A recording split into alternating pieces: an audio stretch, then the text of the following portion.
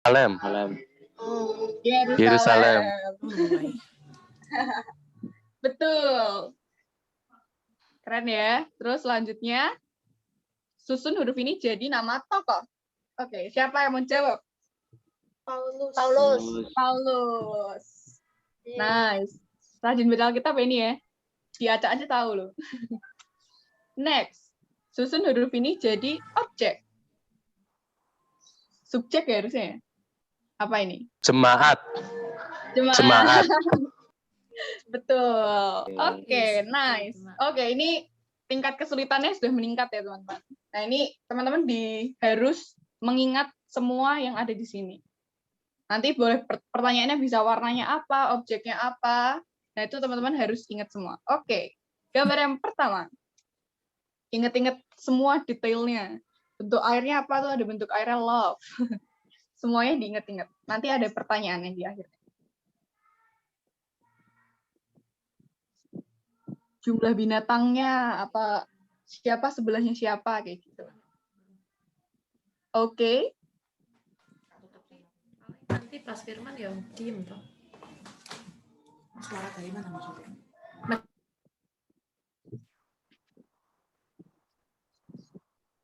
Sudah ingat? Nih pertanyaannya ada 2 kalau yang ini. Apa 4 ya? Oke, pertanyaan yang pertama, udah ingat semua belum ini? Sudah. Udah ya, pertanyaan yang pertama, apa warna baju yang dikenakan sama Nabi Nuh? Putih. Putih, betul. Yang kedua, binatang apa yang ada di sebelah kanannya Nabi Nuh? Ingat gak ya? Rusa. Ingat. Apa tuh? Rusa. Rusa, cocokin sama-sama ya.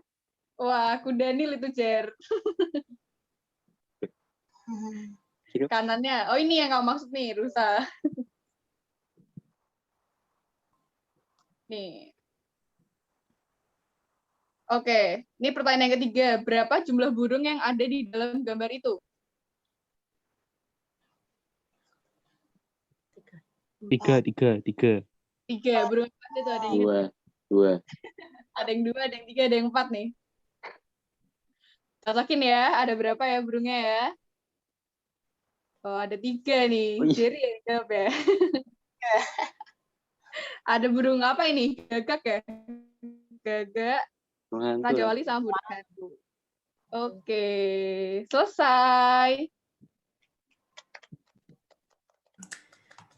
Ya, langsung. Siapa nih? Tadi yang merasa jawab siapa?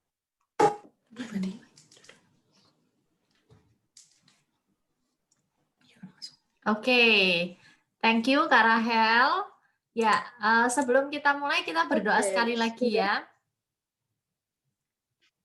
Ya, semuanya sudah siap di tempat masing-masing, cari posisi yang paling nyaman. Ya, kita akan bersama-sama berdoa sehingga apa yang kita terima hari ini bisa bermanfaat buat masing-masing kita ya.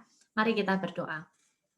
Pagi hari ini Bapa, kami sungguh bersyukur Engkau boleh memberi kami kesempatan untuk belajar pada pagi hari ini.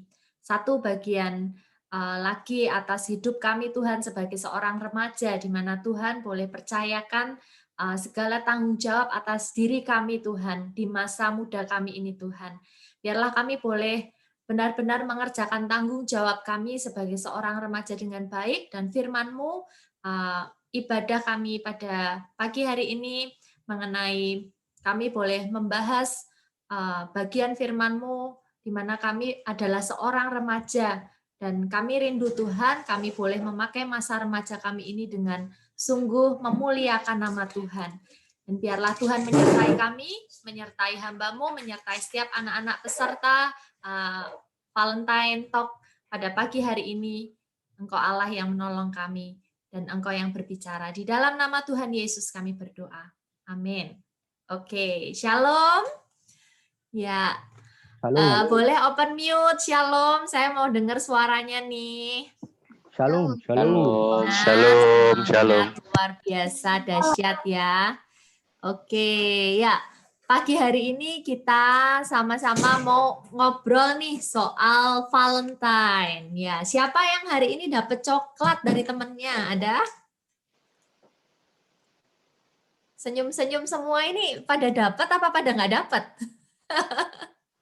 Nggak ada yang dapat. Siapa yang dapat angkat tangan? Nggak ada ya, karena Zoom ya, nggak ketemu. Coklatnya virtual ya. Oke, ya.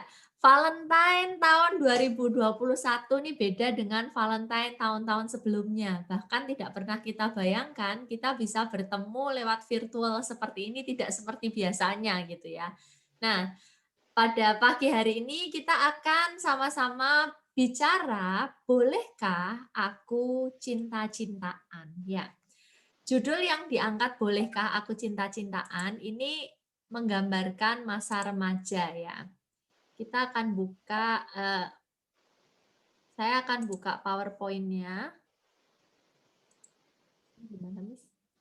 Ini udah buka, terus keluar ya. Oke. Nah,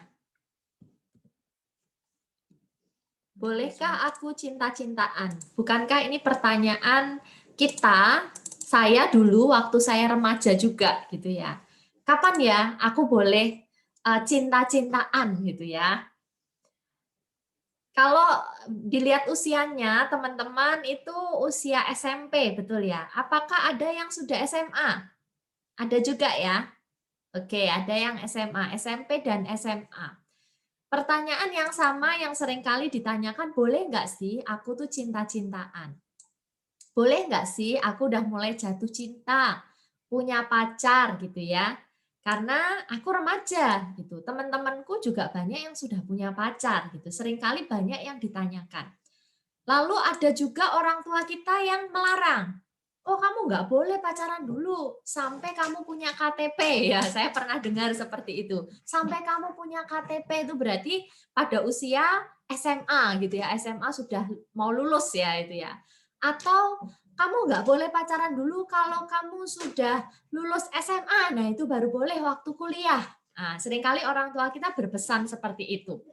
Nah, saya juga sering mendengar banyak orang tua juga menyampaikan seperti itu. Boleh nggak sih sebetulnya gimana sih iman Kristen untuk kita melakukan yang tepat seperti yang Tuhan kehendaki? Sebenarnya boleh nggak sih? Saya masih ingat waktu seminar yang tahun lalu ya berarti ya TGIF pernah adakan juga, ada yang tanya juga, usia berapa sih kita boleh pacaran? Nah, ini menjadi pertanyaan banyak remaja.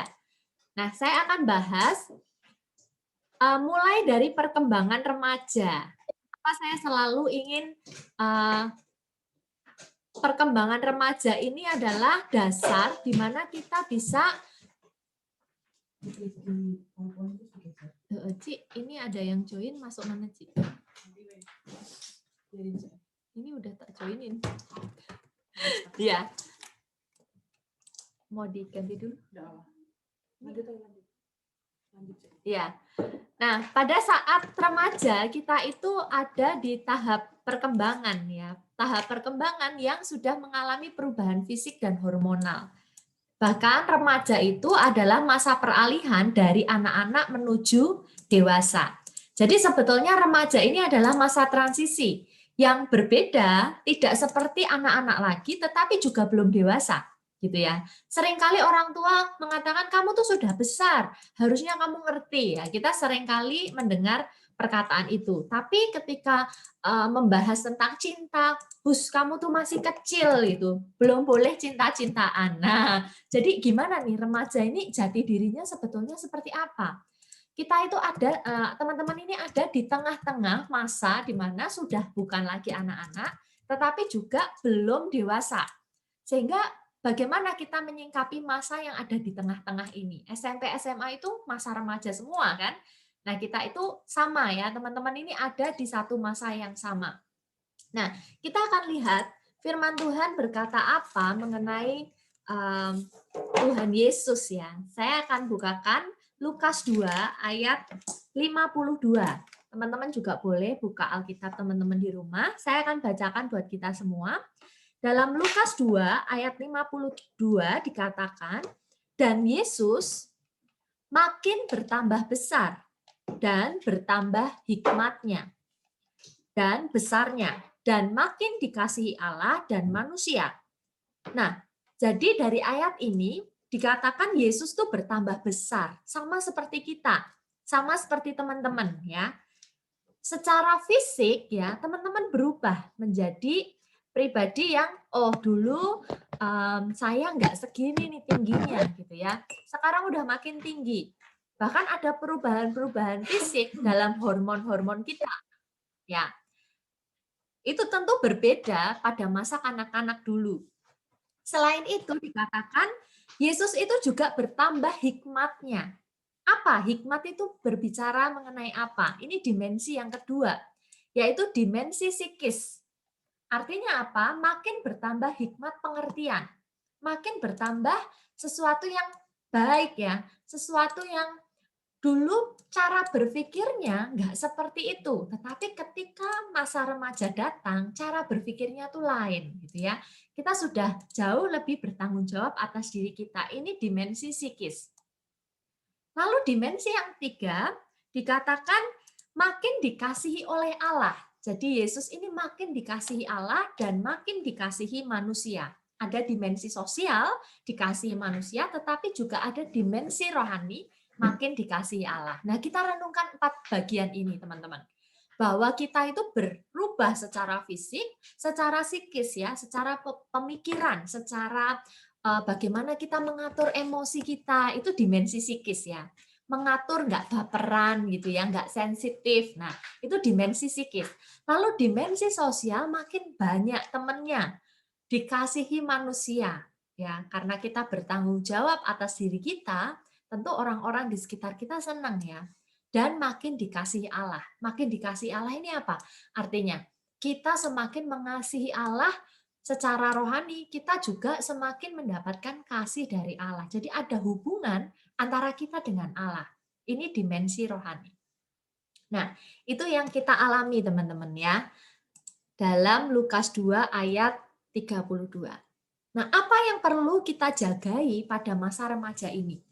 Sebelum kita bahas tentang cinta-cintaan, 2 Timotius 2 ayat 22 ini sangat memberkati gitu ya. Kenapa? Pada masa muda ya, anak muda itu biasanya ya punya yang namanya nafsu, Saudara. Dan ayat firman Tuhan ini jelas, jauhilah nafsu orang muda. Hal yang paling perlu kita hati-hati adalah nafsu orang muda. Kenapa kok bukan nafsu orang tua gitu ya, tetapi nafsu orang muda. Karena orang muda, Alkitab juga mengerti bahwa ada perubahan hormonal. Hormon itu ibarat bahan bakar, teman-teman ya.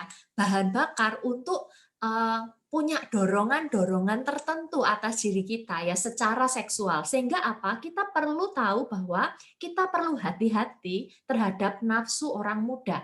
Dan Alkitab katakan, kejarlah keadilan, kesetiaan, kasih, dan damai bersama-sama dengan mereka yang berseru kepada Tuhan dengan hati yang murni. Alkitab pengen kita masa muda kita itu kita pakai untuk mencari Tuhan. Kita berseru kepada Tuhan bersama-sama dengan teman-teman kita seusia kita. Seperti yang kita lakukan pada pagi hari ini, TGIF ya, ibadah. Kita sharing, kita bisa ngerti firman lebih dalam. Nah, ini adalah kesempatan anak-anak muda memakai waktu masa muda kalian dengan apa? Berseru kepada Tuhan bersama dengan mereka. Mereka orang-orang yang juga berseru kepada Tuhan. Komunitas kita adalah komunitas yang berseru kepada Tuhan. Nah, saya akan bahas satu persatu. Apa itu? Ini gimana, Ci? Ya, karena ini komputernya 2 di tempatnya Miss Joy. Ini jadi bingung ya. Ada 3 hal yang saya akan bahas pagi hari ini. Apa itu cinta-cintaan? Kenapa kok judulnya tuh tentang cinta? Karena apa? Kita pada masa remaja sudah mengalami jatuh cinta, benar nggak? Kalau nggak jatuh cinta nih aneh gitu. Kok nggak ada tertarik sama lawan jenis? Jangan sampai jatuh cinta sama sesama jenis ya. Kita perlu say no gitu ya. Kalau sama lawan jenis, itu wajar, Saudara. Sehingga apa? Oh ya, hormon-hormon yang ada yang Tuhan berikan itu bekerja. Ketika kita lihat, itu ganteng gitu ya, kagum, itu hebat, bisa main musik, kita mulai kagum, mulai merasa jatuh cinta ya. Nah, lalu mengapa dan bagaimana? Apa sebetulnya itu cinta-cintaan? Nah, saya mendefinisikan dengan definisi saya, cinta-cintaan itu adalah masa jatuh cinta. Ada naksir, kagum gitu ya. Perasaan itu tapi bisa berubah, Saudara. Saat kalian kelas 1 SMP katakanlah, itu jatuh cinta sama orang yang dalam segi fisik nih keren, ganteng gitu. Tapi waktu kalian naik kelas, kalian sudah mulai berpikir, ya ganteng tuh perlu gitu. Tapi kalau dia nggak pinter tuh nggak keren gitu. Ya, ada satu sisi di mana kalian sudah mulai melihat nilai-nilai. Kalau orangnya pinter, ganteng, itu bagus. Tapi kalau nggak jujur, aku juga nggak mau gitu. Semakin dewasa, kalian akan semakin mulai memikirkan ya hal-hal yang lebih esensi, hal-hal yang lebih penting. Apakah ganteng itu penting? Ya harus gitu ya. Paling tidak kalau kita punya pasangan, mosok ya diajak selfie nggak keren itu kan juga nggak mau gitu, Saudara ya. Nah, itu penting, tetapi bukan itu sebetulnya yang penting. Perasaan kita ini bisa berubah-ubah. Semakin dewasa kita akan semakin bisa melihat hal yang lebih esensi, hal yang lebih penting gitu. Apa itu? Wah, ini sudah semua nih secara syarat. Orangnya udah ganteng, pinter, karakternya bagus, jujur. Tapi sebetulnya kok dia ada sayang ya. Dia kok nggak seiman sama aku. Nah, kita pilih nggak seperti itu? Nah, kita ketika jatuh cinta tidak hanya sebetulnya melibatkan perasaan aja. Kalau kita melibatkan perasaan, perasaan itu bisa berubah, Saudara. Tetapi yang betul adalah cinta itu yang sejati itu nanti melibatkan komitmen. Ya, ketika kita mencintai seseorang, kita akan punya komitmen terhadap dia. Seperti misalnya ini ya, sudah menikah, nggak bisa tuh namanya bercerai. Kenapa? Karena dalam pernikahan itu ada komitmen. Dan bukan lagi perasaan, ya saudara. Sehingga apa? Perasaan kita itu tidak menjadi dasar kita mengasihi seseorang. Karena rasanya jatuh cinta itu enak ya, menikmati ya. Kita ketika jatuh cinta, hari-hari itu terbuai dengan cinta. Tetapi ingat bahwa itu bukan cinta yang sesungguhnya. Cinta itu bukan perasaan, saudara. Tetapi cinta itu sebetulnya adalah komitmen. Nah, dan ketika kita bertanya, apa itu cinta-cintaan? Boleh nggak sih aku jatuh cinta? Kalau sekedar jatuh cinta, ya ada dalam pertemanan, ya, dia kok ganteng, keren gitu. Itu masih dalam situasi pertemanan, belum ada komitmen di sana, ya sah-sah saja. Tetapi pada saat kalian sudah ada di tahap PDKT sama pasanganmu gitu ya, sama seseorang yang kamu taksir tuh, ada masa yang namanya PDKT ya, pendekatan gitu ya. Lalu kalian mulai berkomitmen dalam pacaran. Nah, pacaran ini tentu bukan, aku kok nyaman sama dia, sudah aku pacaran sama dia tanpa mengenal dia. Tentu tidak mungkin seperti itu. Karena masa pacaran sebetulnya adalah masa untuk menikah nanti. Masa yang sudah kalian pilih dan putuskan untuk ada di sebuah pernikahan nanti. Jadi masa pacaran ini bukan main-main, saudara. Tetapi masa pacaran betul-betul kalian pikirkan, pas nggak sih orang ini nanti akan jadi suamiku? Pas nggak sih orang ini nanti akan jadi istriku? Berpikirnya sudah seperti itu. Karena apa? Pada saat kalian memutuskan pacaran ya, itu pasti korban perasaan kalau putus. Bener nggak? Nggak enak. Ya, itu sesuatu yang nggak perlu kita buang-buang waktu di sana. Yang perlu kita lakukan adalah kita bisa mengenali sebetulnya apakah dia itu pasangan yang tepat untukku atau tidak. Itu lebih penting begitu ya, dibanding kita melakukan membuat keputusan pada orang yang tidak kita kenal sebelumnya.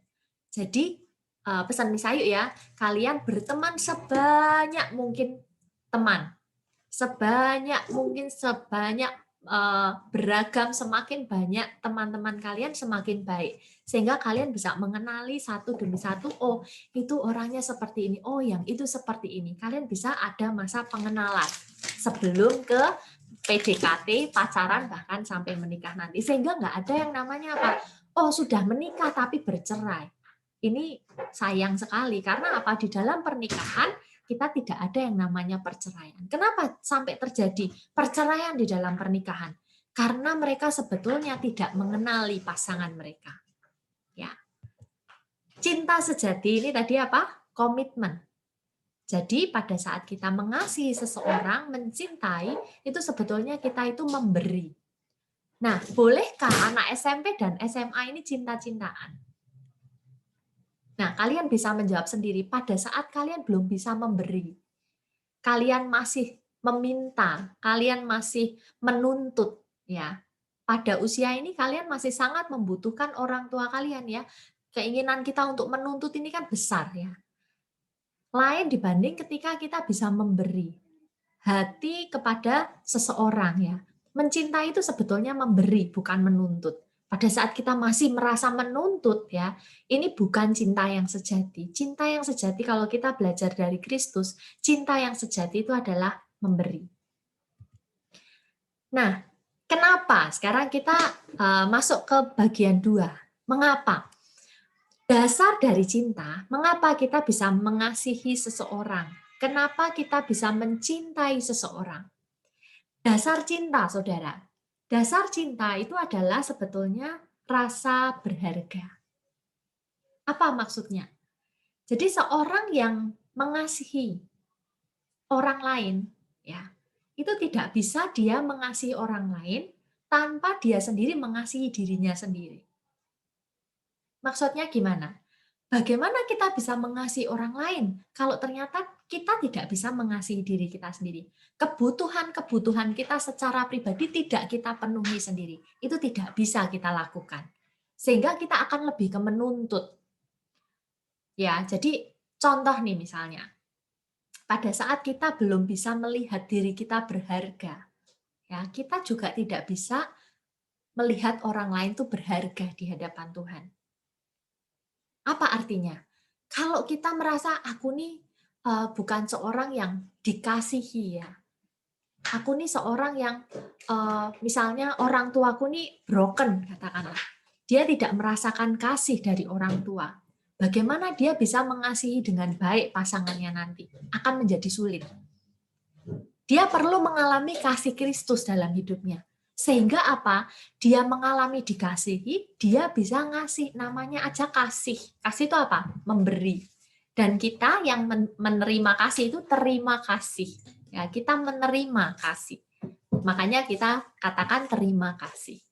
Ketika kita diberi, ya. Artinya kasih itu memberi. Dan pada saat kita tahu bahwa diri kita tuh berharga, saudara. Kita berharga di hadapan Tuhan, kita akan bisa menghargai orang lain tuh lebih. Ya, pada saat dulu Mbak Ayu katakanlah ya, itu tidak mengalami yang namanya kasih bapak, ya, nggak deket sama papa. Aku belum bisa merasakan Tuhan itu mengasihi aku seperti apa. Aku nggak punya hubungan yang deket sama papa. Ketika Tuhan mengasihi aku nggak ngerti gimana kasih Tuhan itu.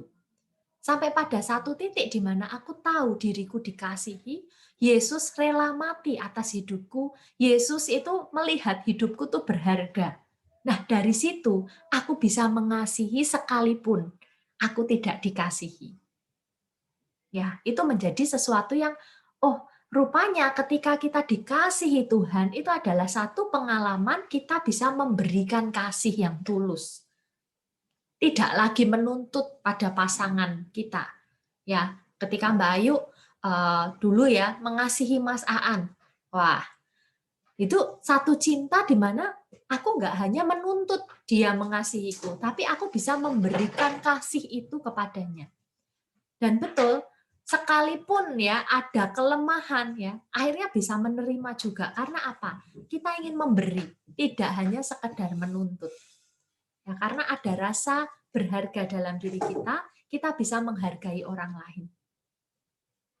Sudahkah kita beres dengan pengalaman-pengalaman masa lalu kita? Saya nggak tahu di mana saudara pernah punya pacar mungkin ya, atau ada yang aku belum pernah pacaran sama sekali, mungkin lain-lain di antara kita. Tapi pada saat kalian pernah punya pacar dan putus, ya, gimana rasanya? Sakit ya saudara. Waduh, nggak bisa tidur, nggak bisa melupakan ya yang orang yang kita kasihi ini. Itu ada rasa kok aku nggak punya pacar, kok temanku di sana, aku kok malah putus, temanku di sana punya pacar. Ini sesuatu yang kita merasa nggak aman, nggak nyaman ya atas diri kita. Malu, kok aku sampai sekarang belum pernah punya pacar. Padahal teman-temanku ini sudah punya banyak pacar, bahkan berganti-ganti misalnya. Ada rasa tidak aman dalam diri kita. Nah, ini juga bukan dasar kasih yang sesungguhnya. Ya udah deh, aku pacaran daripada aku nggak punya pacar sama sekali, padahal sahabat-sahabat yang lain udah punya pacar nih. Ini ada satu perasaan tidak aman dalam diri kita yang kita perlu tahu bahwa ini bukan kasih yang sesungguhnya. Ini bukan cinta yang sesungguhnya.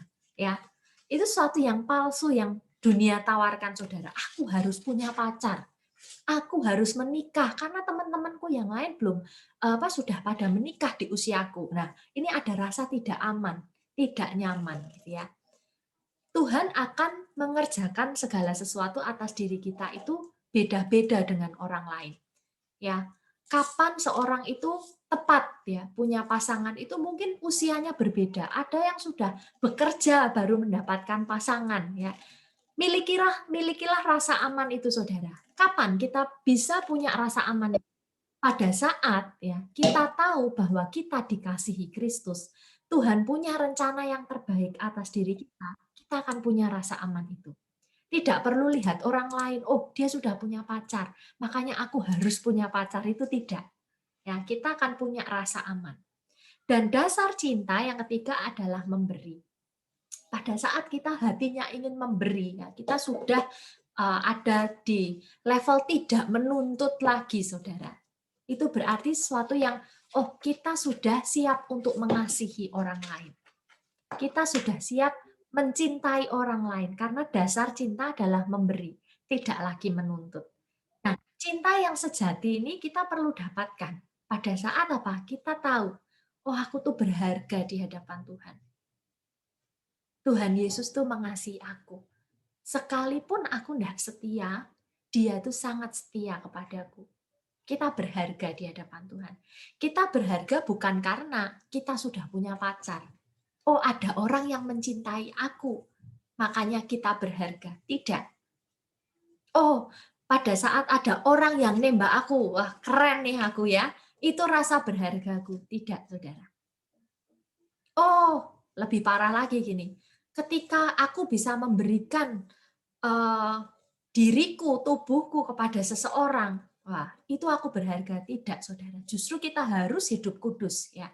Kita perlu tahu bahwa rasa berharga itu kita perlu punyai.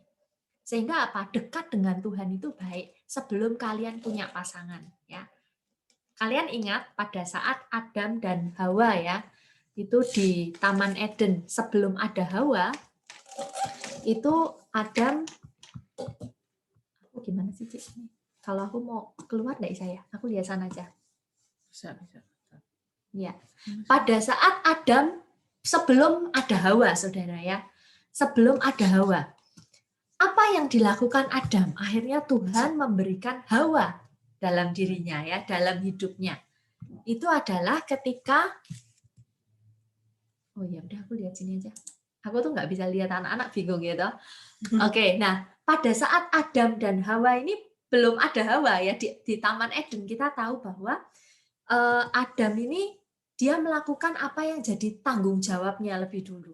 Sampai pada akhirnya Tuhan memberikan penolong bagi Adam karena apa? Tuhan melihat bahwa Adam membutuhkan. Ya. Pada saat kita belum membutuhkan pasangan, saudara, ya, itu berarti bukan waktu yang tepat untuk kita memiliki pasangan atau pacar. Kita harus melakukan dulu apa yang jadi tugas tanggung jawab kita. Adam ini bekerja, saudara. Apa yang dia lakukan? Dia memberi nama ya binatang-binatang di Taman Eden. Dia melakukan pekerjaannya. Dia sudah bekerja dan memiliki istilahnya apa ya?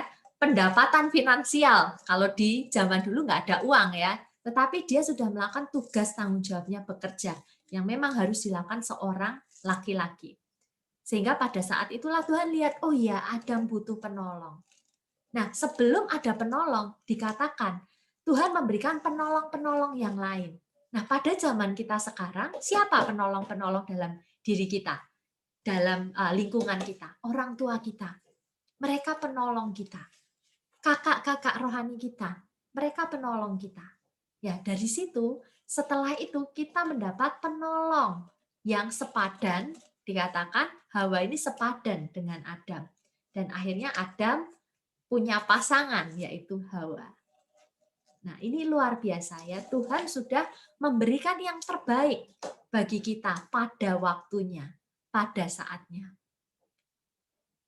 Siapa orang yang terbaik itu? Sebetulnya itu adalah orang yang kita kenali.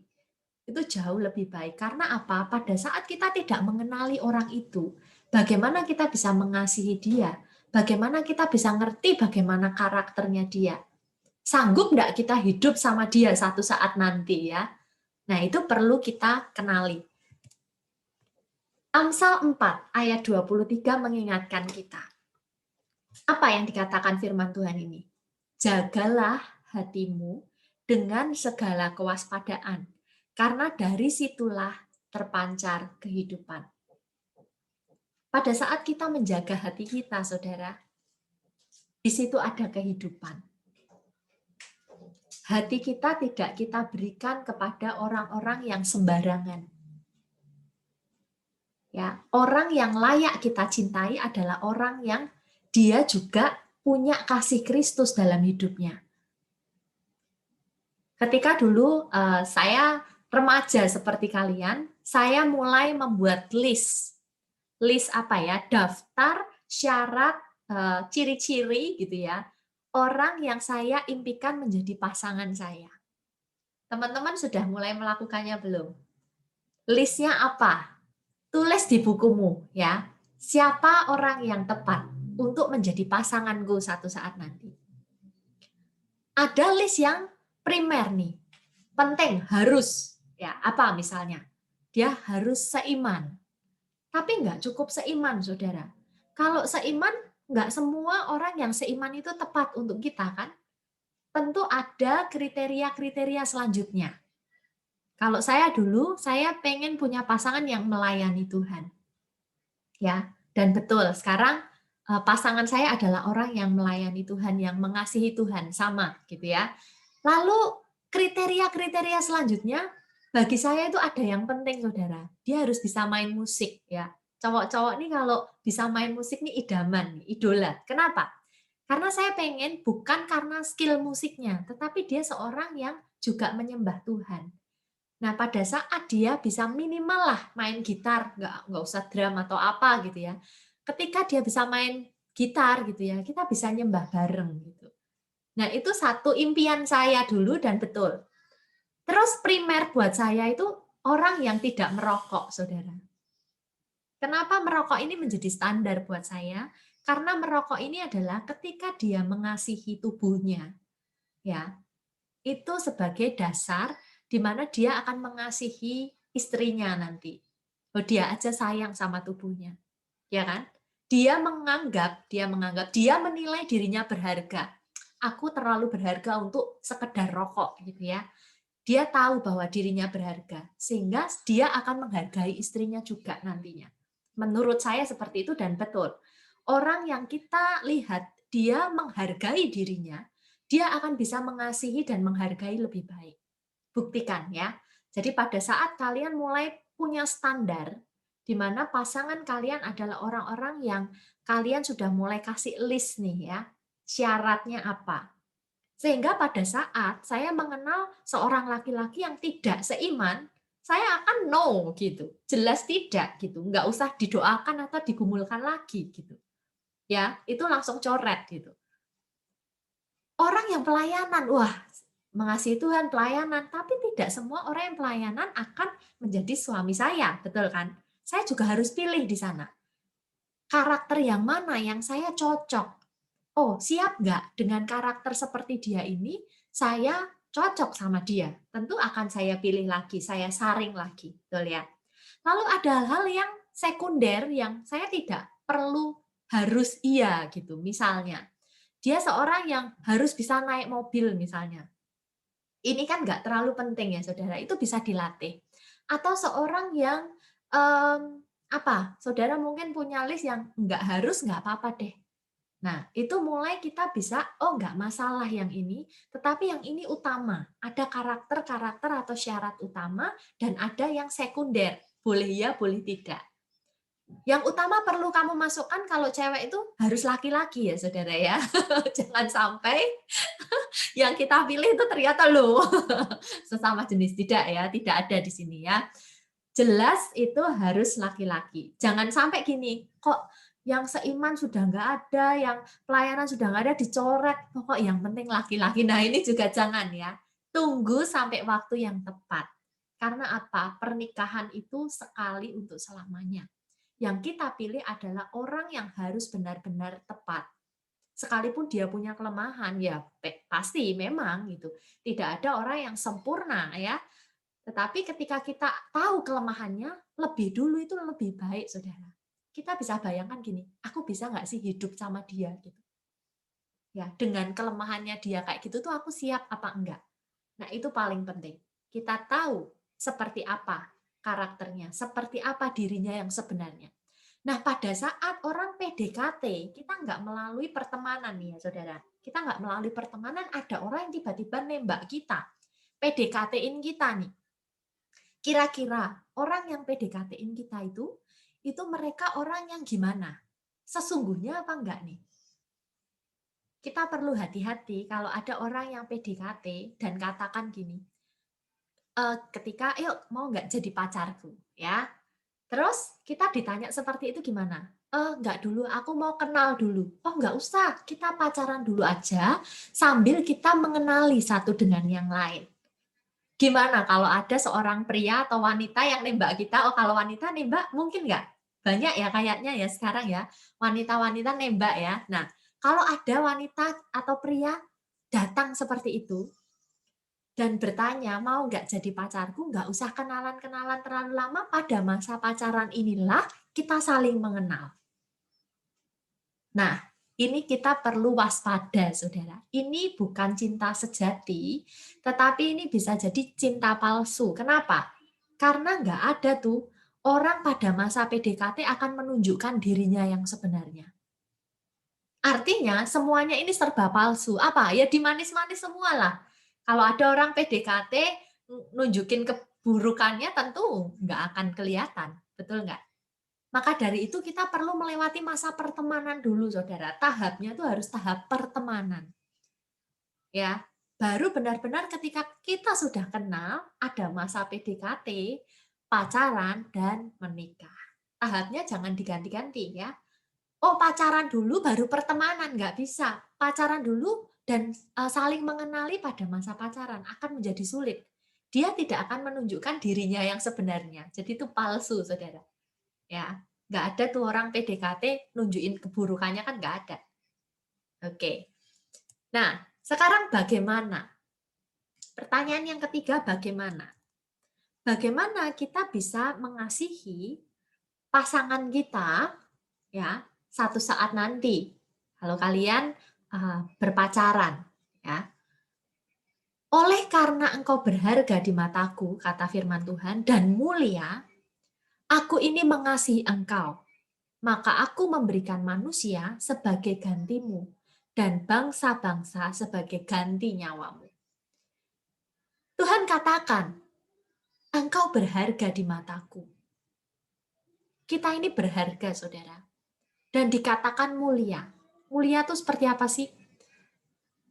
Yang namanya emas itu logam mulia ya, saudara.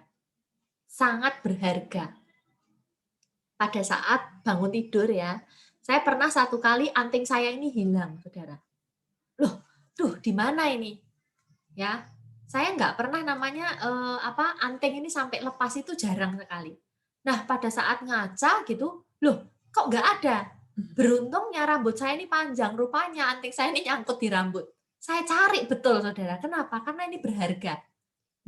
Ya, eman-eman kalau hilang. Kenapa? Emas, saudara. Tapi kalau misalnya ini palsu ya, saudara, dicari sampai sedemikian rupa nggak?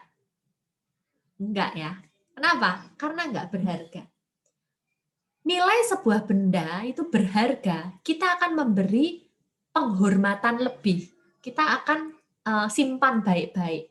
Ya, kalau mungkin teman-teman punya, papa mamanya punya logam mulia ya, nggak mungkin itu disimpan di tempat yang tidak tepat, betul nggak? Karena berharga. Oh, emasnya di mana? Aduh, lupa aku naruhnya hilang gitu. Kayaknya kok nggak mungkin ya. Itu tentu akan dihargai lebih. Kenapa? Karena ini berharga. Ya. Dan Tuhan katakan kita ini berharga di mata Tuhan. Dan kita ini mulia. Tuhan mengasihi kita. Dan luar biasa kasih Tuhan itu tidak kondisional ya, tapi unconditional. Sekalipun kamu nggak mengasihi aku tuh tetap mengasihi kamu. Bayangkan kalau Tuhan ya, Yesus mati di atas kayu salib, tapi dia menggunakan perasaannya, saudara.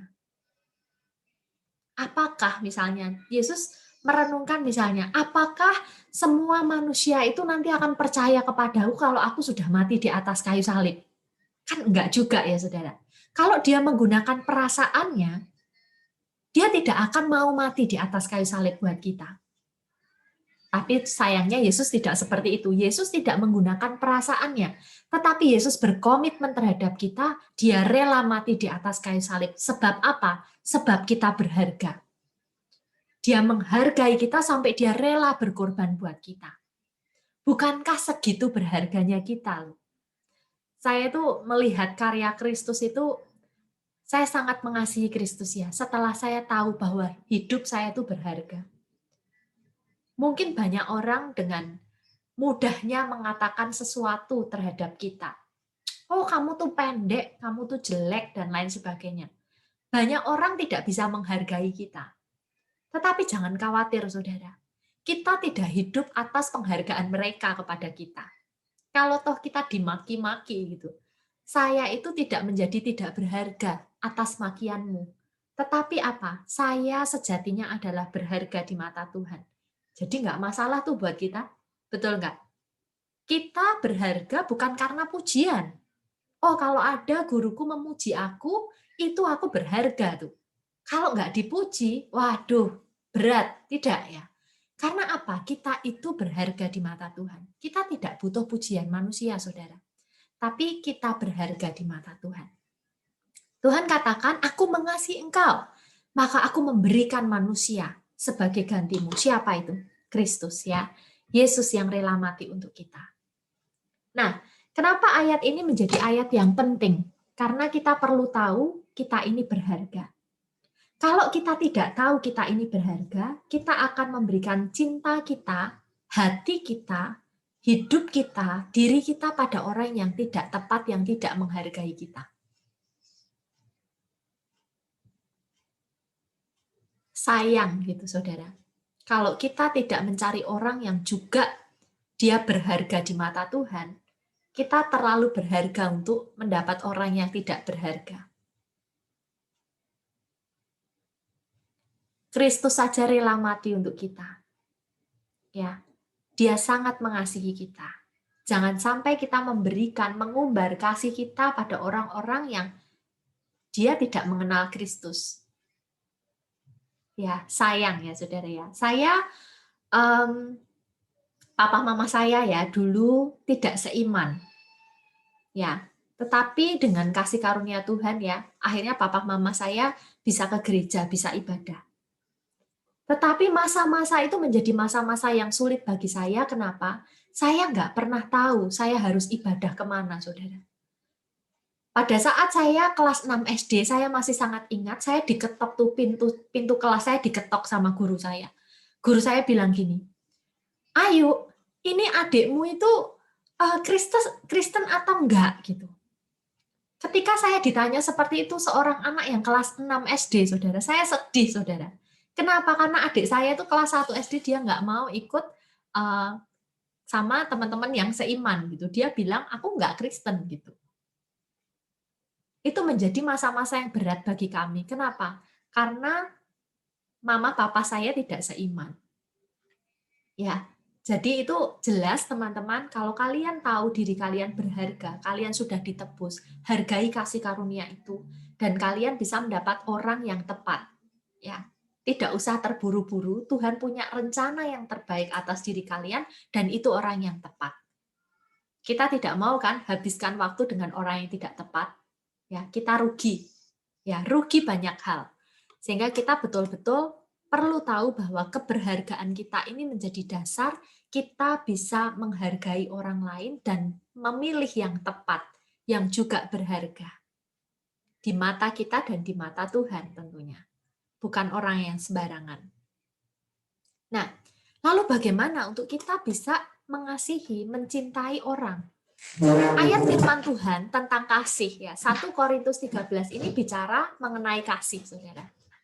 Ayat firman Tuhan ini jelas mengatakan bahwa kasih itu tidak melakukan yang tidak sopan dan tidak mencari keuntungan sendiri.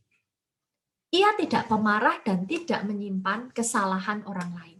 Kalau saudara tahu bahwa kasih yang sejati itu tidak akan melakukan yang tidak sopan, saudara.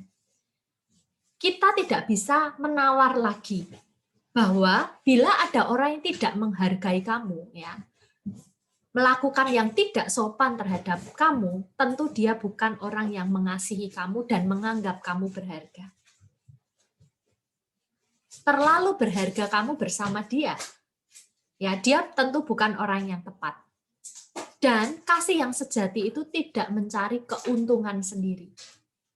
Sehingga kedewasaan rohani pada saat kita punya pasangan ini penting. Dan kedewasaan pasangan kita itu penting. Ya. Kita mengalami kasih Kristus dan akhirnya bisa mengasihi orang lain dengan lebih baik. Dikatakan di sini dia tidak pemarah dan tidak menyimpan kesalahan orang lain. Ini pengampun loh orangnya. Kalau orang yang punya kasih yang sejati, dia seorang yang mengampuni. Dia seorang yang tidak pemarah. Ini kriteria yang kalian boleh catat gitu ya. Dan ini menjadi karakter yang kita perlu punyai dan pasangan kita perlu punyai. Kalau dia punya kasih yang sejati, tentu dia tidak akan melakukan yang tidak sopan. Ya, saya mau kasih ilustrasi seperti ini, saudara. Di sebuah pameran, ya, di sebuah pameran tanaman. Kalau kita pernah melihat pameran tanaman, ya, kita akan melihat banyak tanaman.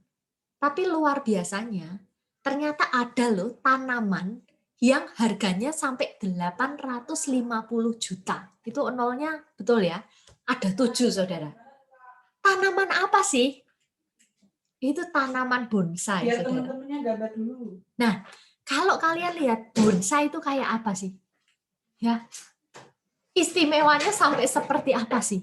Harganya itu sampai ada yang 850 juta. Ngeri ya. Ini bisa beli apa aja ini 850 juta dapat bonsai, saudara. Dan di situ tertulis do not touch. Di bonsai itu tertulis apa? Do not touch. Kenapa? Karena bonsai itu sangat berharga. Jadi, kalau kita ini pribadi-pribadi yang berharga di mata Tuhan, kita bisa kasih label kita. Do not touch. Nggak ada tuh pegang-pegang gitu ya. Nggak ada tuh pegang-pegang. Karena apa? Itu adalah sesuatu yang tidak sopan ya kepada orang yang dihargai Tuhan. Jadi kita perlu yakin bahwa kita ini berharga dan tidak semestinya ya kita boleh disentuh-sentuh ya oleh orang lain. Sehingga apa? Kita tidak bisa main-main atas hidup kita yang berharga ini, saudara. Kita tidak melakukan sesuatu yang murahan. Kenapa? Karena kita terlalu berharga. Kalau kita menghargai diri kita, tentu kita tidak melakukan yang seperti itu. Dan orang yang menghargai kita, sama seperti Kristus menghargai kita, juga tidak akan melakukan hal yang seperti itu. Jadi ini adalah standar di mana kalau kita mau cari orang yang mengasihi Kristus, dia juga akan menghargai kita. Sama seperti Kristus menghargai kita. Ya. Nah, berbeda antara love and lust. Ya, cinta dan nafsu ini berbeda, saudara. Kita tidak boleh tertipu. Kenapa? Karena cinta yang sejati itu bukan nafsu. Cinta yang sejati itu memberi. Ya, berbeda dengan nafsu yang apa? Menuntut. Ya kan? Kalau kita nafsu itu kita apa? Menuntut, nafsu makan. Oh, harus makan. Betul kan? Nah, kenapa namanya hawa nafsu ya? Bukan nafsu hawa ya. Hawa nafsu karena saya nggak tahu ya itu artinya kenapa. Tapi yang jelas kita berbeda ketika kita mengasihi. Ya, itu berbeda dengan kita menuntut. Love itu berbeda dengan lust. Lust ini nafsu ya, berbeda. Karena cinta sejati itu sebetulnya memberi, bukan menuntut. Hari-hari ini menjadi hari-hari yang begitu berat buat saya, karena saya sedang melayani beberapa anak muda yang mereka jatuh dalam dosa seksual, saudara. Ada orang yang tidak hanya mencintai lawan jenis yang sedang saya layani, tapi dia sampai mencintai sesama jenis. Betapa mengerikannya lust itu. Hawa nafsu itu seperti itu, saudara. Ya. Dan ketika hawa nafsu itu menguasai seseorang, hawa nafsu itu merusak otak yang ada di depan, namanya prefrontal cortex. Seperti pornografi, saudara. Narkoba itu nggak ada apa-apanya dibanding kalau ada orang yang sampai terjebak di dalam dosa pornografi. Karena itu merusak otak ya. Sehingga pornografi ini mengerikan, saudara. Dan sampai akhirnya orang jatuh pada dosa seksual. Saya yakin dan percaya teman-teman di sini ini orang-orang yang takut Tuhan ya. Kita bisa menjagai diri kita untuk tidak jatuh dalam dosa seperti itu. Tapi seberapa kuat kita? Hormon-hormon yang ada dalam diri kita ini juga kuat, saudara. Kita perlu hati-hati gitu. Terkadang bukan karena kita yang pengen, teman kita yang sodorin tuh film yang nggak bener gitu. Nah apa? Bagaimana kita? Satu kali saya pernah, saudara, terjebak dalam nonton film porno juga. Saya perlu sharingkan kenapa? Karena pada masa muda saya, ya, saya ada di sekolah di SMP yang tidak terlalu menuntut ilmu banget gitu teman-temannya ya.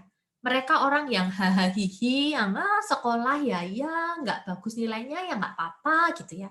Sehingga pada pergaulan yang buruk itu, saudara, itu merusak kebiasaan baik saya. Saya yang tadinya nggak pernah tuh nonton-nonton film seperti itu, jadi akhirnya nonton film seperti itu. Kenapa? Karena teman saya yang nyetelkan. Saya ada di situ mau nggak mau saya lihat. Lama-lama menikmati nggak seperti itu. Tapi sebetulnya itu merusak otak kita. Untuk mendelete memori itu menjadi sesuatu yang sulit, saudara. Ya, dan kita akan bisa terjebak pada nafsu-nafsu duniawi, gitu, yang bukan cinta yang sesungguhnya. Sehingga itu menjadi masa-masa sulit buat saya, saudara, untuk saya bebas dari dosa seperti itu. Ya, apakah orang yang melakukan misalnya masalah dosa seksual katakanlah itu orang-orang yang berteman dengan banyak orang gitu. Jangan salah, saudara. Orang-orang yang diam, sukanya di dalam rumah ya, nggak pernah ngerti ini itu juga bisa terjebak. Karena dosa seksual itu sebetulnya tidak pilih-pilih. Oh, aku pilih sama orang yang banyak pergaulannya. Tidak, saudara. Saya pernah punya kakak kelas juga waktu itu, masih remaja juga. Ya, pada saat saya SMP, kakak kelas saya ini sampai dikeluarkan dari sekolah. Dia bukan orang yang kelihatannya nakal gitu ya. Tapi tidak seperti itu rupanya karakternya. Karakternya dia seorang yang pendiam. Yang rasanya kita tuh nggak pernah nyangka dia bisa melakukan seperti itu. Hamil di luar nikah, saudara. Oh ya, masih SMP kan, pasti di luar nikah. Mengerikan sekali. Dan kita ini ya, firman Tuhan tadi katakan, jauhi nafsu orang muda, itu betul. Jangan sampai kita terjebak di lust, menuntut ya, yang adalah nafsu ini tadi. Tapi kita punya love, cinta yang sejati. Sehingga kita betul-betul bisa menjaga diri kita bersih di hadapan Tuhan. Amin, saudara ya. Saya rindu teman-teman di sini punya yang namanya gairah di dalam Tuhan. Cinta kalian, cinta yang sejati, mau kenal Kristus. Sehingga ketika kita ketemu Kristus, kekudusan itu jadi bagian kita. Kita bisa sampai saatnya nanti dalam pernikahan itu kita bisa hidup kudus ya di hadapan Tuhan dan manusia. Bukan satu hal yang mudah. Melewati masa remaja yang penuh gairah ini untuk terus hidup kudus itu tidak mudah. Ya, kita tahu cerita di Alkitab juga. Siapa itu? Yusuf. Ya, seorang yang tinggi, gagah besar itu, yang dapat godaan Potifar.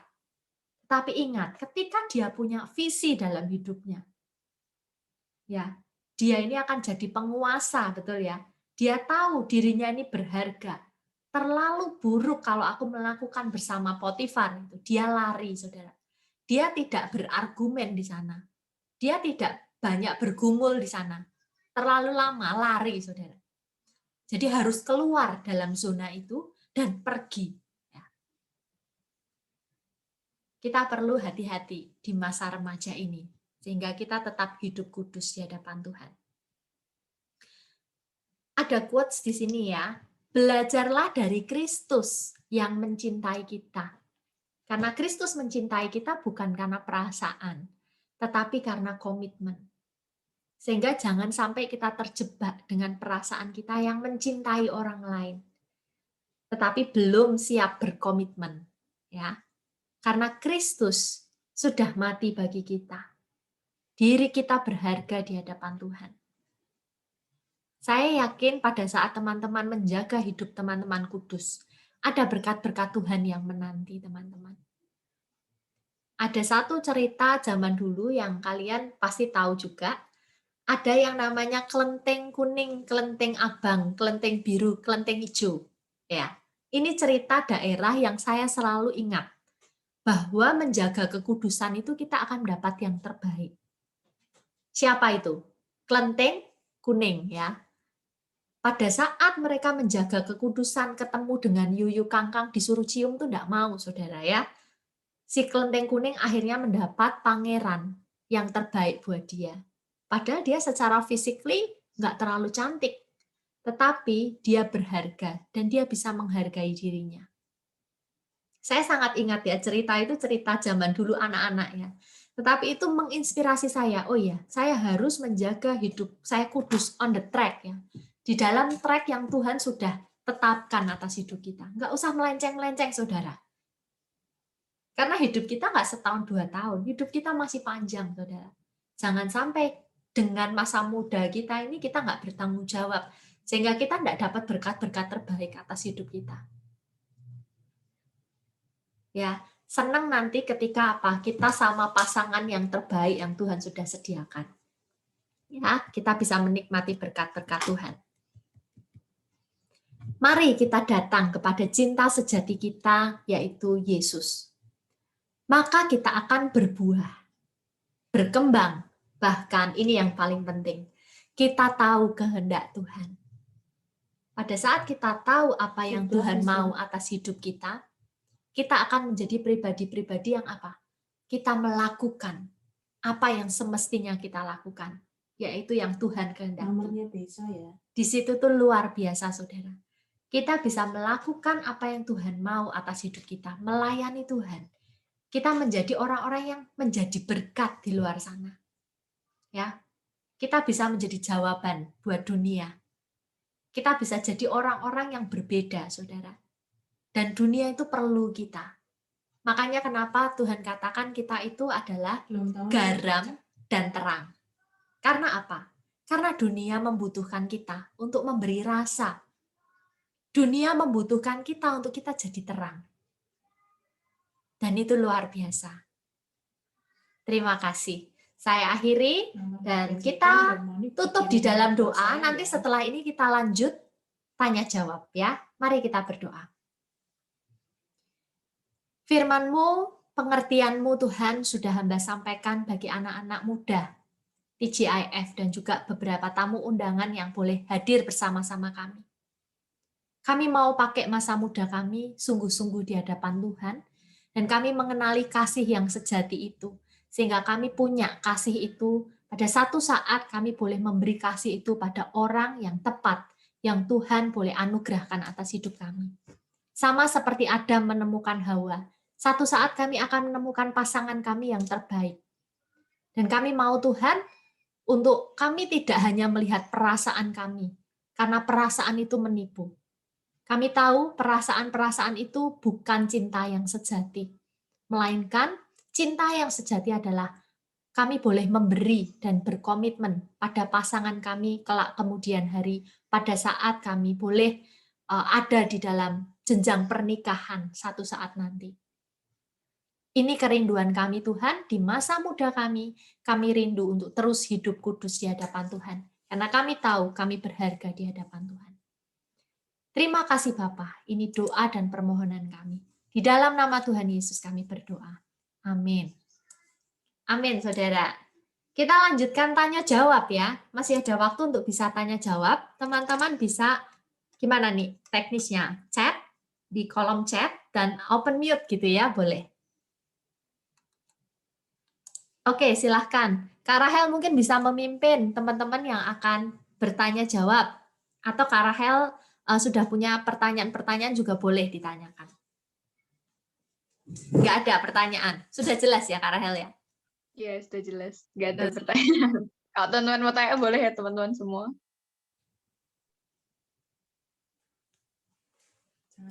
Nggak usah malu-malu. Pada saat kamu tanya, kamu gunakan kesempatanmu dengan baik.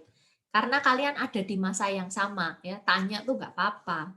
Ya kan? Tanya kan bukan berarti aku. Boleh nggak kamu lihat temanmu misalnya? Kok ada temanku seperti ini? Tanyakan boleh.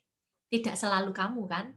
Kalau malu bertanya boleh di grup atau ya, di chat private ke di chat private boleh. Saya atau ke Ayu ya, nanti nggak pakai nama. Ya. Sambil menunggu pertanyaan, saya justru mau tanya sama teman-teman kalau gitu ya. Semakin kamu nggak tanya, semakin tak tanya. Ya, jadi setuju nih saya yang tanya. Oh, Jerry mau tanya, Jerry. Oh, tadi gini-gini nih, kirain mau tanya. Raise hand mungkin yang mau tanya juga boleh, nanti open mute. Oh, Tante Meme, silahkan. Ya, ini Tante mau tanya. Mungkin bisa mewakili dari kalian ya. Ukuran kedewasaan orang kan beda-beda. Ada yang mungkin SMA sudah dewasa dalam pemikiran gitu ya. Nah, terus dia sudah buat list-list nih yang kayak Tante Ayu bilang, list-list untuk pasangan hidup nantinya gitu. Nah, kalau misalnya nih waktu SMA dia udah buat list, terus udah ketemu nih PDKT sama temen gitu ya, ketemu, oh ini kok sudah sesuai ya sama listku ya. Nah, terus gimana Tante? Maksudnya harus dilewatkan, oh nunggu nanti kalau sudah dewasa dulu, atau udah langsung aja dah gitu. Gimana Tante? Oke, ya. Terima kasih pertanyaannya Tante Meme. Jadi seperti yang tadi saya sampaikan bahwa pacaran itu adalah persiapan ya menuju pernikahan. Pada saat kalian memutuskan untuk pacaran gitu ya, berarti artinya kalian siap menikah. Nah, pertanyaannya, apakah gitu ya pada saat usia SMA itu kalian siap menikah? Sudah siap, yakin nih pasanganmu ini adalah yang terbaik dan satu saat akan saya akan menikah dengan dia gitu. Nah, sebetulnya yang paling penting kita perlu tahu bahwa kita sudah bisa tahu diri kita ya. Kita ini orang yang sudah bisa mengasihi ataukah kita masih menuntut ya. Dan adakah rasa aman dalam diri kita? Rasa aman itu seperti apa? Seperti misalnya seperti ini ngeceknya. Kalau ada temanku udah pacaran kok aku belum? kita merasa seperti ingin pacaran juga karena ada teman seperti itu juga satu perasaan yang belum selesai nih diri kita nih. Kita masih terus perlu bertumbuh dulu. Untuk apa? Untuk siap ya menjadi dewasa tadi untuk sebuah hubungan pacaran. Karena apa? Pada saat memutuskan pacaran dan nanti misalnya putus katakanlah ya, ini juga hati ini kan tentu menjadi problem ya. Nah, di masa studi itu apakah kalian siap pada saat menghadapi putus? Ya. Jadi itu sebetulnya yang bisa ngecek diri kita, Tante Meme. Tidak berdasarkan usia saja gitu ya. Oh, kalau SMP itu pasti enggak gitu ya. SMA ini jelas enggak, belum gitu ya. Bukan batasan pada usianya, tetapi lebih kepada kedewasaan kita. Nah, sebetulnya bisa dijawab kalau anak SMP, SMA, apakah betul-betul sudah dewasa? Yang kita pilih itu betul-betul yang kita bisa lihat yang esensi atau belum.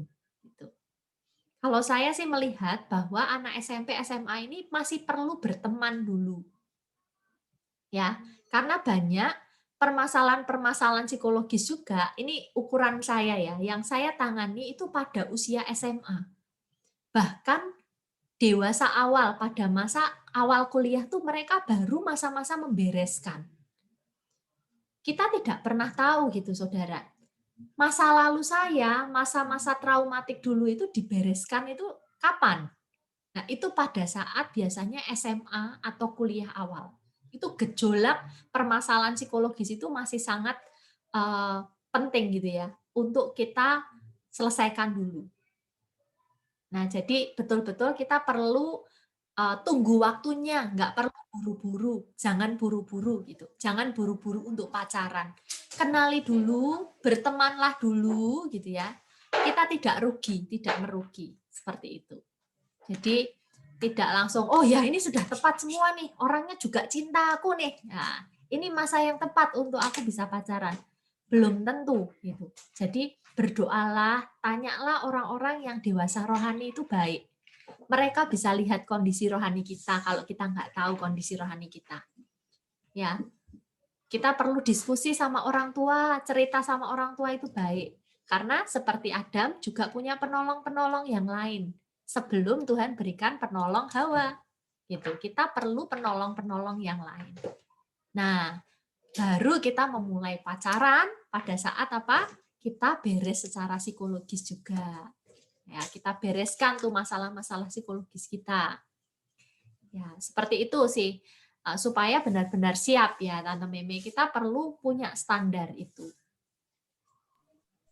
Oke, thank you Tante Ayu. Oh ya, kapan waktunya kita mendoakan untuk pasangan hidup? Oh, kapan ya? Kalau mendoakan, sekarang boleh. Karena Aku dari SD loh. Si Joy dari SD sudah mendoakan pasangan ya. Saya mendoakan pasangannya Noel tuh sekarang. Noel loh sudah didoain pasangannya gitu. Iya betul. Ya, jadi Mamaku yang suruh. betul ya. Kenapa? Karena jangan sampai salah gitu. Ya, harus betul-betul yang mengasihi Tuhan. Ya, seperti itu. Jadi mulai kapan mulai boleh berdoa? Sekarang nih teman-teman boleh berdoa. Ya. Sudah harus berdoa malahan. List nomor 1 apa syaratnya? List nomor 1 apa syaratnya katanya si Joy? Harus seiman ya. Kalau aku waktu itu diajarin cinta Tuhan. Cinta Tuhan. Nah, lain-lainnya sih nyusul ya. Ya, yang penting cinta Tuhan ya Ci ya. Penting cinta Tuhan. Iya, betul. Kalau cinta Tuhan pasti happy. Luar biasa ya. Jadi dari usia-usia ini anak-anak TGIF boleh ya mendoakan untuk pasangan hidup ya. Boleh banget. Harus malah. Kalau teman-teman TGIF ini kan punya kakak rohani ya, yang di komsel kalian kan. Nah, cerita sama kakak rohanimu. Boleh. Ya, aku mendoakan orang yang seperti ini gitu. Supaya kakak rohanimu di sini ada Kak Rahel, Kak Jerry, Kak Nael juga ya. Nael kok nggak kelihatan.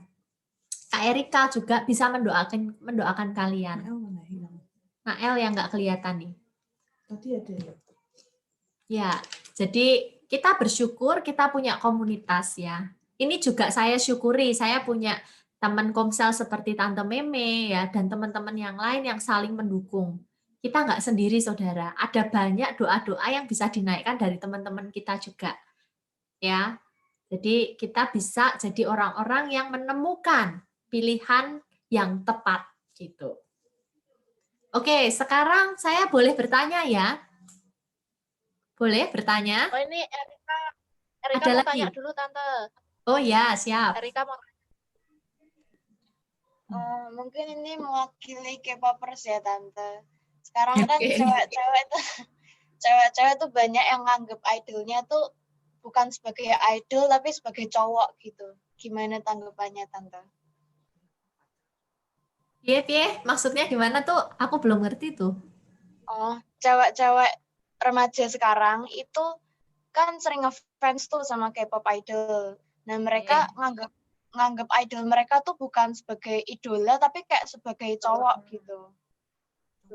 Oh, jadi nganggep saking jatuh cintanya tuh kayak cowoknya dipuja-puja gitu ya? Iya, Tante. Oke. Ya. Oke.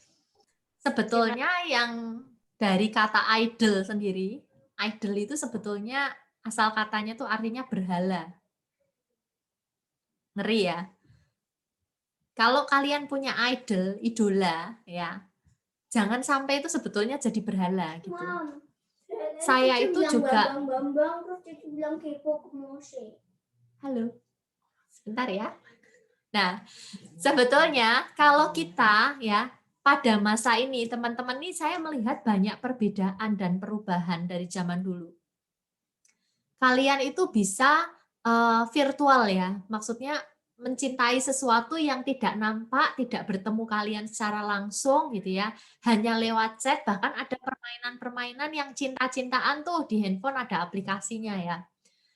Nah, di situ bisa chatting, bisa ngobrol, gitu. Tapi itu virtual, nggak nyata. Itu kan sama seperti yang ditanyakan Erika, sebetulnya itu kan nggak nyata. Idola yang kalian idolakan tuh nyata, emang ada. Hanya kan itu bukan pacarmu gitu ya. Sehingga sikap kita mestinya lain, berbeda. Nah, perkembangan teknologi ini sebetulnya sedang mengacaukan hubungan relasi kita yang sesungguhnya. Saya sering berpesan pada saat mengisi parenting kepada orang tua itu seperti ini. Kenalkan handphone kepada anak saat mereka sudah punya relasi dengan orang tua. Jangan sampai anak itu kenal relasi dari handphone.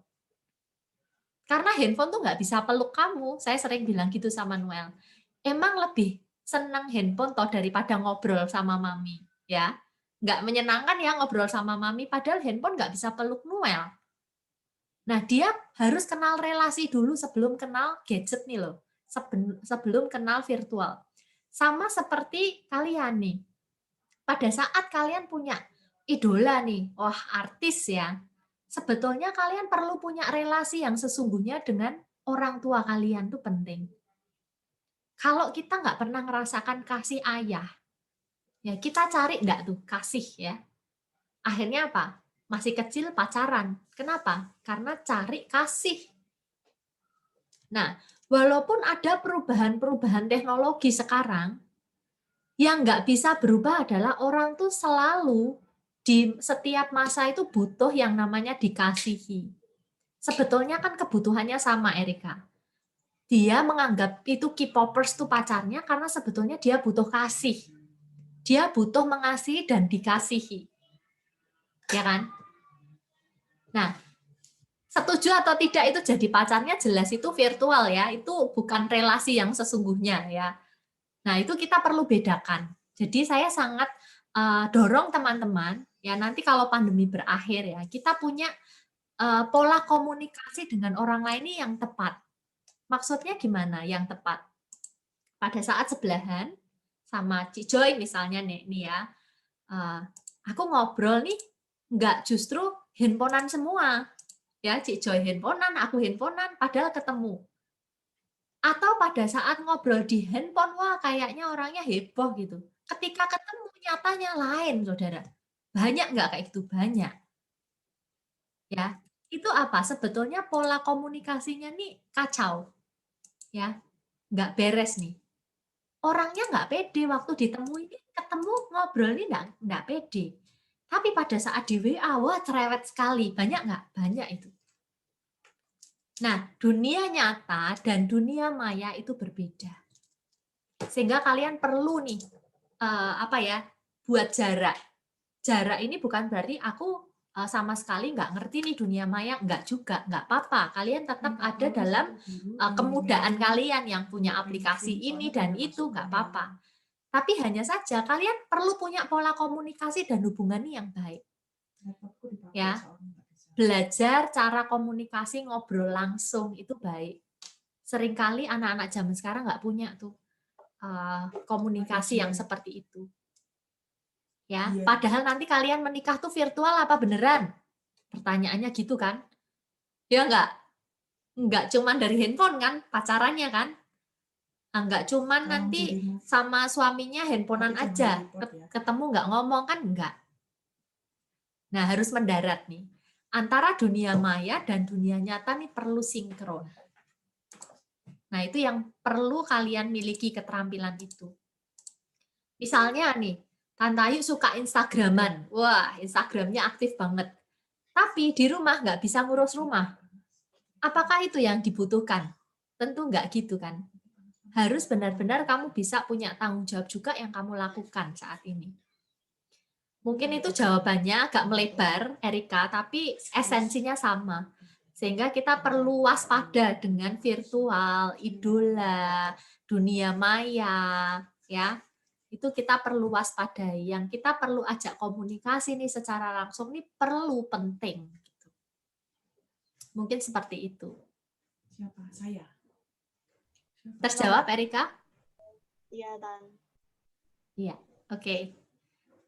Ada yang bertanya lagi? Iya, betul sekali. Kamu. Bolehkah? Ini pertanyaanku ya sekarang. Halo. Ya, kok bolehkah? Ini tadi mau tanya apa sih jadi buyar. Gini, menurut teman-teman ya, jodoh itu sebetulnya Tuhan yang kasih atau kalian yang pilih? Gampang nih pertanyaannya tapi susah jawabnya. Menurut kalian, ini boleh menurut toh. Menurut kalian kan pendapatmu. Jodoh itu Tuhan yang kasih atau kalian yang pilih? Siapa yang mau jawab? Aku Oke, Erika, silahkan Erika. Tuhan yang kasih, Tante. Tuhan yang kasih. Kenapa Erika? Kenapa Erika percaya gitu? Soalnya kan banyak orang-orang yang pacaran tapi kayak nggak ada dasar gitu, nanti ujung-ujungnya putus sendiri gitu. Tapi kalau dari Tuhan pasti mengarahnya ke yang serius gitu. Oke, jadi kalau Tuhan yang kasih berarti kita betul-betul bisa pacaran dengan serius gitu ya. Pacaran dengan serius tuh kalau ngobrol yang serius-serius gitu ya.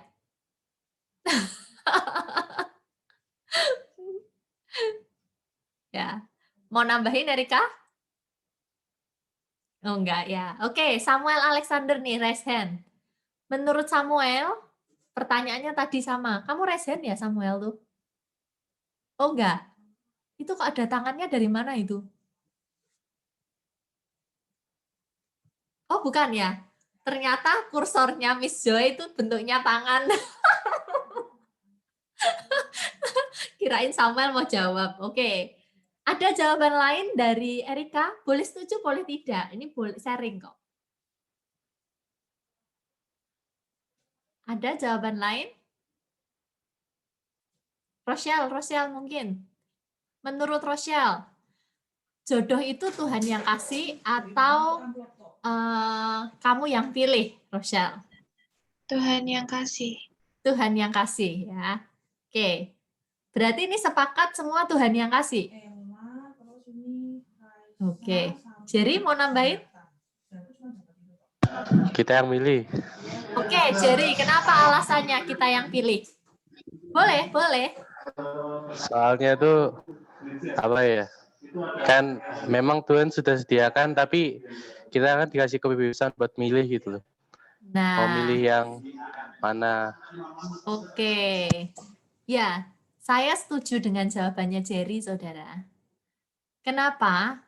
jodoh itu kita yang pilih, karena sebetulnya Tuhan itu mempertemukan, tetapi Tuhan tidak memaksakan. Itu pilihan kita. Tuhan itu Tuhan yang bijaksana, tidak mengambil kehendak bebasnya kita. Saya ulang ya. Jodoh itu kita yang pilih, saudara. Memang Tuhan yang mempertemukan, tetapi Tuhan tidak mengambil kehendak bebas kita untuk Tuhan yang memilihkannya bagi kita. Kita berhak untuk memilih yang mana. Sehingga bertanggung jawablah pada pilihanmu. Karena jodoh itu kita yang pilih. Nah, bagaimana supaya kita memilih yang tepat? Kita perlu tahu bahwa ada tadi ciri-ciri yang penting yang kita nggak bisa langgar. Ya. Dan dari situ kita akan pilih yang tepat seperti yang Tuhan mau. Kita perlu tanya Tuhan, iya. Kita harus tanya Tuhan, Tuhan yang ini tepat enggak? Tapi bertanggung jawablah pada pilihanmu, sehingga apa tidak ada yang namanya perceraian satu saat nanti. Ya, kalau kita beranggapan Tuhan yang pilihkan, ada satu sisi negatifnya, apa? Kok ternyata nggak seperti yang aku harapkan Tuhan, kalau Tuhan pilihkan ini repot nanti. Tuhan yang suruh tanggung jawab, ya kan? Terus apa? Ya sudah, aku sudahi saja. Aku tidak cocok dengan dia. Nah, ini repot lagi. Ya. Jadi, apakah kita berhak memilih? Ya, kalian punya kehendak bebas. Ya. Kita nggak bisa pilih kita lahir di mana, saudara. Aku mau pilih lahirnya di Australia biar keren. Orang tuaku yang namanya bule-bule gitu ya. Nggak bisa. Kita nggak bisa pilih juga nih. Tante Ayu nggak bisa pilih juga. Oh, anakku nanti yang jangan yang Noel, yang lain aja Tuhan. Nggak bisa. Tapi kita bisa pilih pasangan kita. Dan dia yang selamanya akan bersama kita. Orang tua kita satu saat nggak bersama-sama kita. Lain rumah ya. Kita satu saat juga nggak bersama-sama anak-anak kita. Tapi kita akan terus bersama dengan pasangan yang kita pilih. Jadi renungkan, pilihlah yang tepat, tanya Tuhan, ya Tuhan mempertemukan, tapi Tuhan berikan kesempatan, berikan kehendak bebas buat kita. Beri kesempatan untuk kita kenali betul ya, dan kita harus menggunakan kehendak bebas yang Tuhan udah kasih itu dengan bertanggung jawab. Thank you Jerry buat jawabannya, jadi inspirasi buat kita semua bahwa kita itu diberi kehendak bebas untuk milih. Karena kehendak bebas, jangan sampai salah pilih. Oke, itu dari saya. Terima kasih. Saya serahkan kepada siapa? Kita akhiri ya. Oke, kita akhiri acara kita pada siang hari ini. Sebelumnya kita akan foto bersama. Saya minta kameranya di-on-kan semua. Nanti mungkin bisa minta tolong Tante Ayu untuk foto.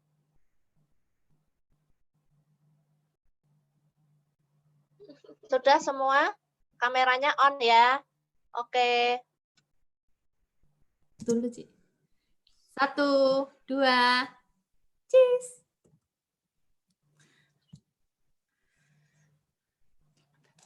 Udah. Oke. Sudah, terima kasih. Terima kasih. Bagi yang baru gabung, nanti ada rekamannya, jadi ada materi dan juga rekamannya nanti diberi di grup ya. Gitu ya, Ci. Oke, sampai ketemu minggu depan. Kita akan bertemu lagi di Komsel TGAF ya. Seperti biasa jam 9.45. Untuk petugas-petugasnya nanti di WA. Silakan. Selamat beraktivitas, selamat beraktivitas. Sampai ketemu lagi. Thank you. Thank you semua. Thank you. God bless. Udah mati.